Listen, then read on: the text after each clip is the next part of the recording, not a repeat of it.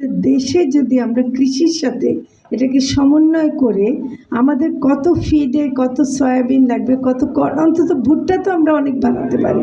সয়াবিনটা এই মুহূর্তে যদি নাও পারি, ভুট্টা বাড়াতে, উৎপাদন বাড়াতে আমাদের মোটেও কষ্ট হওয়ার কথা না। তো কাজে আমাকে কৃষির পরিকল্পনার সাথে যদি আমাদের যে প্রয়োজনটা কত লাগবে সেটা যদি আমরা দেখি, তাহলে কিন্তু এটা আমরা অনেক খরচও কমাতে পারবো এবং কিছুটা নিরাপদের ব্যাপারটাও আছে। ডিম হলেই হবে না, ডিমটাকে নিরাপদ হতে হবে। আমরা যে ভয়টা পাই যে অনেক সময় অ্যান্টিবায়োটিকের ব্যবহার, আমাদের ডিলাররা কিন্তু এখানে আপনারা যাদের কথা অনুচ্চারিত রেখে দিয়েছেন তারা হচ্ছেন ডিলার, এবং ডিলারের উপর নির্ভরশীল ক্ষুদ্র খামারিরা তারা কিন্তু এমন এমন ওষুধও দিচ্ছেন, এমন এমন মানে খাদ্যও দিচ্ছেন যেগুলো হয়তো বা নিরাপদ না।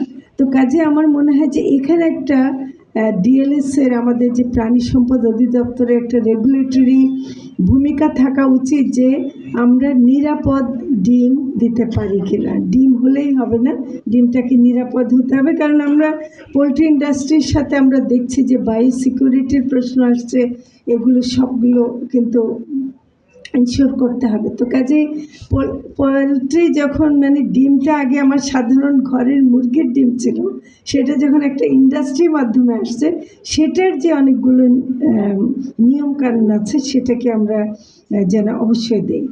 আরেকটা আমি পুষ্টির ব্যাপারে যে কথাটা আপনার বললেন, এটা আমার মনে হয় যে খুবই গুরুত্বপূর্ণ, এবং এটা যে বিভিন্ন বয়সে বিভিন্ন অবস্থায় এবং ভিন্নভাবে খেতে হয়, তাই বলে আমি মনে করি যে আমরা ডিম দিবস বলে শুধু ডিম খাওয়ার কথা বলবো, এটা হবে না।